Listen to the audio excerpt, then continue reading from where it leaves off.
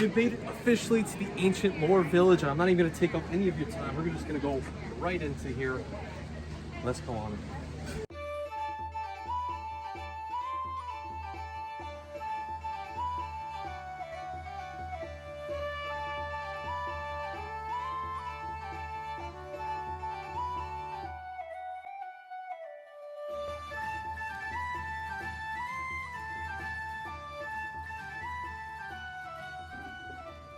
What the hell kind of toilet is that?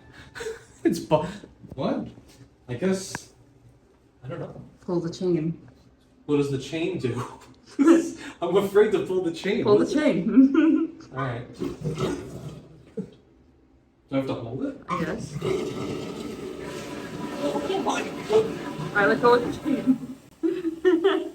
That's a little scary. Hopefully the guy in the other room doesn't get upset. Wow, look at the shower. Oh my lord. You test the water. Wow, this feels good. Yeah, look at all these peasants outside of our village, our houses. Look at these peasants eating their minor grub. How very sad. You shall not pass! Calby has to listen to this all day. Every time. Let's go see Calby. Let's go see our roommates on the other side. Knock, knock. Anybody there? You're not allowed in. Wait, you have a fire going? Fire going? Look at it. It's like he What really the is a hell? hobbit living here. What the hell?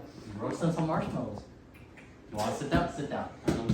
There you go, man. Oh, Now hold hands. how does it feel to be a real hobbit? It's pretty nice. I don't live like this every day.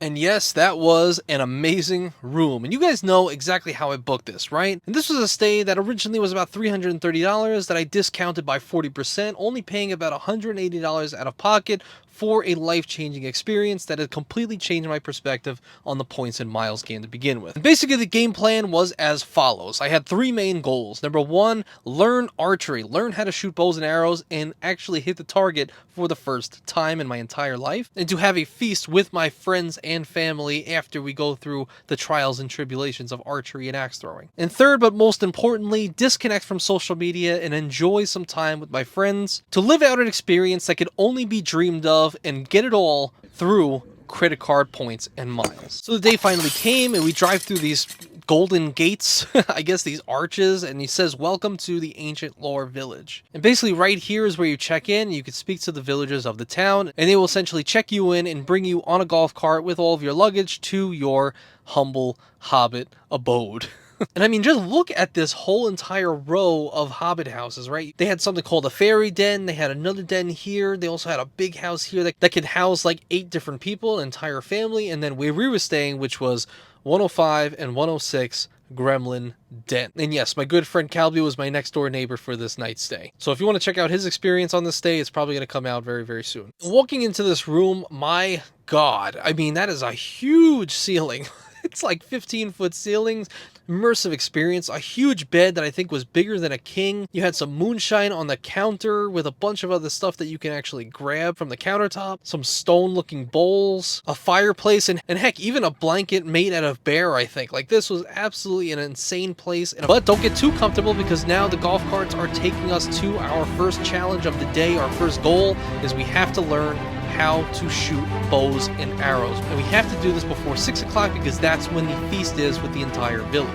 Man, shooting the bow and arrow was a little bit hard at times. I did not understand how to stand. I didn't know where the arrow was supposed to go. And I knew that I had to make this work because this was my first goal for this entire stay. I had to learn archery and I wanted to hit the target at least once. And finally, over the next half hour with enough practice, I was able to pull it back as hard as I possibly could, aim right at the target, and eventually hit my target, baby. Let's go. First goal out of the way, baby. I learned how to shoot a bow and arrow, at least to a mediocre degree for the first time in my entire life. And man, archery is a lot lot of fun. I actually want to like continue doing archery. I really want to try. Oh, if you're wondering why Calby's shooting this baby crossbow, it's because the guy who worked there who taught us how to do archery said that if we actually get a bullseye with that crossbow, he would give us a free drink. And basically it was impossible. It was impossible to get a bullseye with that crossbow, my god. But now we had no time to waste because I had to move on to the next challenge, which was axe throwing. And I've done axe throwing a few times before this, and really it's just never that exciting for me. I don't care anymore about axe throwing. They're everywhere. I'm so sick of people seeing the people throw axes. I'm so tired of it. Maybe I'm the crazy one, but I just feel like I see them everywhere. I don't understand. Why is axe throwing so appealing? Why do we have laws that allow us to do this everywhere in every state? I don't get it. I don't get it. Whew. Sorry. That got a little weird back there. Okay. Anyway, my wife was better at axe throwing than I was, but we couldn't relax now because after finishing the first goal, we now had to have a feast. But after working up a sweat and practicing, we now were granted a feast from the village, to which again, they drove us back over and we sat down, and my god, this was actually a great feast. I mean, look at this huge chicken. It felt like it lasted absolutely forever, and these green beans and these, potatoes, absolutely amazing meal. And one thing that was interesting about this whole experience was that there was no music. Nothing whatsoever. It was just calm. You would just hear the waterfall and water flowing. You just see people walking around, clanking their glasses and talking. Things that you don't see nowadays. Sometimes I go to certain restaurants and I see the entire family on their phones or their iPads, so it was a nice experience to see everyone being disconnected and actually talking face to face to one another in a society where we're so connected to social media and online and texting nowadays. And that alone, sitting on that small little cliff top, just, speaking to my friends and family was kind of eye-opening for me, and just so grateful and so thankful that I have these people around me, and now we can even book experiences like this in the first place. And let me tell you, they did not let you run out of water. And that's how you know it's a good place, when they don't let you run out of water whatsoever. I love that. And then afterwards, we were going to explore the village a little bit more, but of course we have to do that, of course, a little bit under the influence. So what did we do? We ordered some of the famous drinks in that village, like the Yeti Smash and all of these right here. And then Calby noticed, like, wait a second, you could shoot golf balls? And then Calby asked one of the workers there and said, wait a second, what is this? And apparently what they have here is if you pay a certain amount of money, they'll give you golf balls, and if you can swing and hit this one target 100 yards away, and you hit it inside of the bucket or on the green, they'll actually give you a free night stay at this ancient lore village in one of these Hobbit Dens. To which seemed basically impossible, but too good of an opportunity to pass up. Calby footed the bill, and he paid for 15 golf balls for us to shoot at that target. Yeah, pretty much nobody got close. I'm sorry to say. Nobody got close. And I actually cheated a little bit, because out of the 15 balls, we actually got about 17 or 18 shots, because some of the shots went down to the little cliff below, and I said, Calby, let's go down there and let's go grab those balls, all right? So we climbed down, and we got the extra balls, so we had some extra shots. To no avail. Again, we didn't hit the free night bucket, but what can you do? So since the feast and the golfing was done, our second goal has been achieved, and we were able to almost become real hobbits and feast just like the hobbits would. And again, my wife started being a hobbit. But then what I realized was the third goal, and there was a particular moment when we were in an altered state walking around, and we were playing Jenga in the dead of night with no music, no sounds, no social media, no phones, and also sitting by the campfire with just good friends, and sometimes putting a little bit too much fire starter in that fire.